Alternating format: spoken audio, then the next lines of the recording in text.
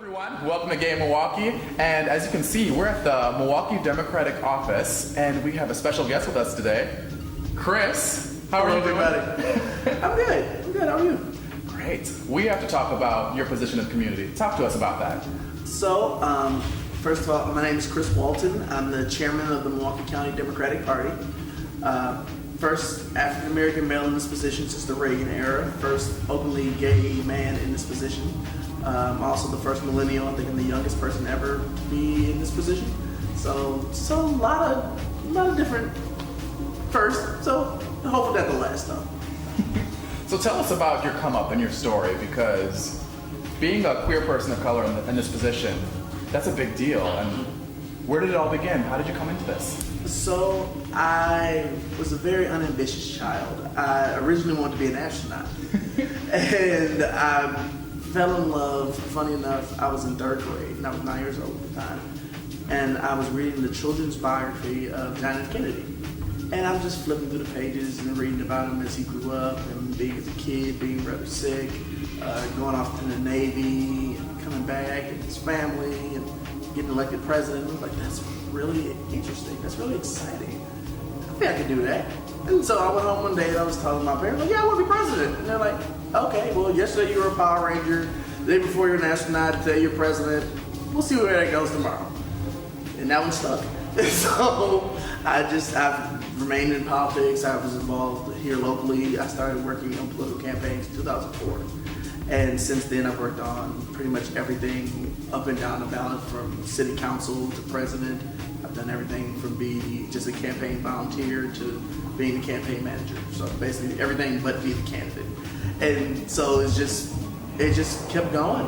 It's been a passion, it's been a love, and it turned into a job. And last November, I was thankful and honored to be chosen to be the chairman of the Milwaukee County Democratic Party. So I have to ask on that note, with Milwaukee being the place that it is, what makes it so special and worth fighting for? Because you put a lot of work into this. Yeah. One of the things that, especially when I would travel all around the country when I was a national political operative, it was the fact that everybody would always ask the same questions about Milwaukee when I would tell them I was from here. Are there black people in Milwaukee? That was the biggest one I got all the time. And just telling folks, like, it's not all of Milwaukee isn't just one big farm. We're not one big farming city. And the whole state of Wisconsin isn't a farm. Don't believe the license plates. It's a myth. I'm kidding. The barns aren't all red also. That also threw me as you travel the state. Most of them are white. That kind of messed me up, but that's okay. Milwaukee is a city that has so much potential. You know, you can see it, the diversity, the growing population, just being able to see the different avenues that we have. You know, hopefully in 2020, we're going to have the Democratic National Convention, where we will hopefully be nominating the next president. But even next year, we're going to be having the State Democratic Convention here in Wisconsin. Now, it'll be over at the Potawatomi Casino Complex. So one of the things that, if I could really impart on people, is to say that Milwaukee has so much potential. And the sooner we realize it as Milwaukeeans, we will just grow so much more. Exactly. I think also as well, we're very diverse. I think Milwaukee gets this rep for being very segregated, but we have so many different walks of life here. Mm-hmm. And in this political climate, especially, with many people that are Latino under attack, trans under attack, Muslims and Middle Easterns under attack, representing each other is more important than ever. Yeah. You know, where do you stand in this administration? How is it making you feel, especially as a queer person of color? Yeah. You know, I always laugh and tell a joke that I'm the reason Michael Dukakis won the state of Wisconsin in 1988. I was born in October of 88, and he won it the next month. And all my life, until 2016, Wisconsin was a blue state. No matter how close it got, it always remained blue. And when I woke up the morning after the 2016 elections, it was a gut punch, because of all of the stuff that Donald Trump had talked about, calling Mexicans rapists and criminals, making fun of the disabled, making fun of veterans, and the disgusting things he said about women and asking black voters, well, what else do you have to lose? As if black people just live in some type of sewer. And like, I couldn't believe that, like, we didn't vote for Bush, either Bush, we didn't vote for McCain or Romney, people who were genuinely Republicans. We didn't agree with them, but they were, decent people we knew would at least not try and actively destroy the country. And we went for this guy? And it really it threw me. And so one of the things that I felt was most important is to try and make sure that we let all of the communities know that no matter who you are, no matter what your sexual orientation is or what your gender identity is we're here for you. We are all, no matter what he says, we are all Americans. And one of the things that, my election, a lot of people realized is like we hadn't had somebody like me in this championship. And working to make sure that when my term is over, whether I run for re-election or not, whoever the next person is, it's not always going to be just, it'll end up being another white guy or somebody with money. All of us have the ability to be just whatever position we want if we are able to give them the door and then the door isn't locked. So we're making sure, and I'm making strides and we're trying to bring in more people. We're trying to make sure we diversify the party and make sure everybody feels welcome and included and accepted here. Because otherwise, what are we doing? Yes, and I know earlier we spoke that even the people with the best intentions, if you don't reach out to others, you can't know what they want. We have to be able to embrace each other, and I think going forward, whoever does that is probably going to be the winner, especially in the Democratic Party, because embracing each other, I think, is one of our strongest attributes in the Democratic Party, and accepting one another. And I think, where do you stand on that? Because I know right now, whether you're Republican or Democrat, there's a lot of divisiveness, even sometimes in our own party at times. Yeah. A lot, and it's kind of funny, it's a funny quip I've heard millions of times about the Democratic Party versus the Republican Party. Democrats fall in love, Republicans fall in line. You can take a Republican from Maine, you take a Republican from Alaska, from Texas, and from Florida. They're all going to be lock, stock, this is what we do, and nothing else matters. At the same time, you take a Republican from New York, a Democrat from New York, and a Democrat from Wisconsin, a Democrat from Hawaii, and they all have varying different issues. Because a Democrat from New York is going to care about the Wall Street area because that's their industry. Just like a Democrat from Wisconsin is going to fight tooth and nail for the dairy industry because they're a Democrat from Wisconsin. So all of our policies and our politics, they're very localized, I feel, for the Democrats. The Republicans just have, this is our national strategy, and this is what you do, and you just keep pushing until it happens. But that's the beauty of being a Big Ten party. We have our liberal, progressive, democratic socialist wing, and we have our more business-friendly, more moderate, more, another Democratic wing. But you need both wings to fly this bird. Exactly. So that's fine.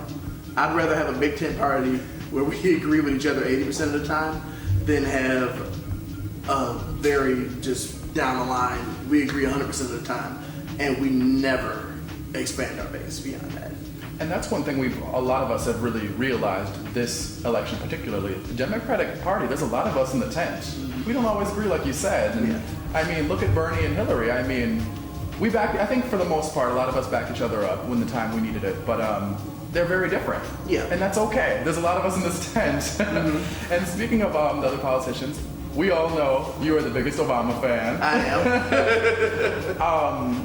As a person of color, particularly for me, I remember how groundbreaking that was and how I felt very empowered as a person. It's the whole administration, the time he was in office. Yeah. I thought it was, it really made me feel like I could do anything in a different way that I've never had before. What did it mean to you? For me as a kid growing up who was interested in politics and wanted to be president, it's one of those moments where it's like the dream becomes reality. I'll never forget. I remember watching him actually speak at the 2004 Democratic National Convention. It's like, who is this guy? And he's from right next door. So I'm like, I really need to figure out who this is. And then I remember him announcing his speech, his announcement that he was going to run for president. I was like, oh, okay, well, we'll see. And then for me, it was kind of, I didn't know which way to go in the 2008 race at first because I grew up under the Clintons and it was a really good time. I had worked as a volunteer for John Edwards and for John Edwards and John Kerry when they were the ticket in 2004, so I had some allegiances toward them. And then Barack Obama comes in, it's like, he's a new guy, he's a fresh face, he kind of looks like me, so let's see what he's about. And as the election went on, throughout the primaries, I finally was able to make a decision that I wanted to go and join on with then Senator Obama. And just to watch the battle between those two, that was probably one of the best Democratic primaries we've ever had. And they fought it hard fought back and forth. That nobody ever really got a real advantage at any given point because then somebody else would jump in and pull it right back to 50. And it was, I feel like it grew the party. Yes. It taught us so much. And it really showed the possibilities of like a black man can actually be president. He's out campaigning in Wyoming and winning. And so when he won the nomination, of course, I was in school then at Mississippi State University, and it was I'll never forget election night. And I was the president of the College Democrats down there. And so election night, we had a big election night party, and everybody came out. And I worked as a poll monitor that day. And one of the things that I will never forget from that day, I was there at the polling place in Occoquan, Mississippi. And this guy, definitely was his first vote.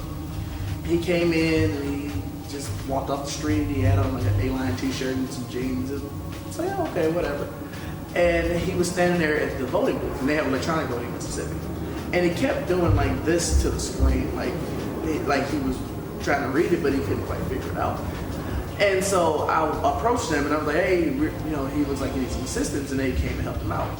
I saw on his hand, he had Obama written on his hand. And it came to that point, it was like, wow, he can't read.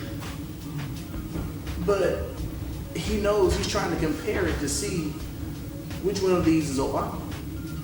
And then that night, that just stayed on my mind. Yes. And the fact that that night he went on to win, and I remember talking to my mom on the phone that night. We both were like in tears. It was like, oh my God, I can't believe this actually happened. And even working on this campaign in 2012, I was in New Hampshire and here in Wisconsin, and seeing do it again. And it's just like, wow, the possibilities are endless. Everybody really does have the ability to grow up and run for president.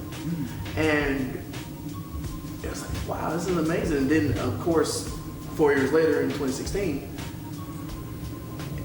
we have our first woman nominee.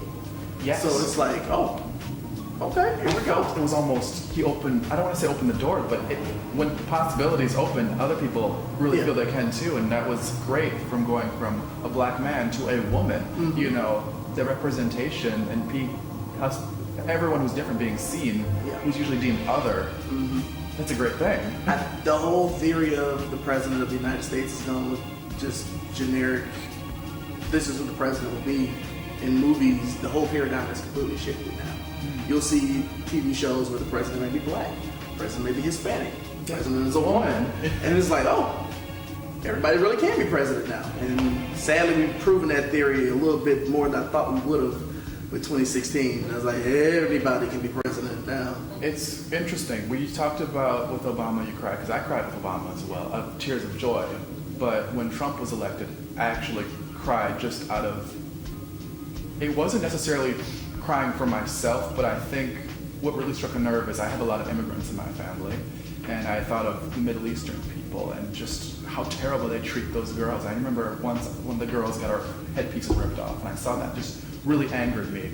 I was really sad because I have so many Latino and Mexican friends, and I just know how much damage that is still doing to this day to them.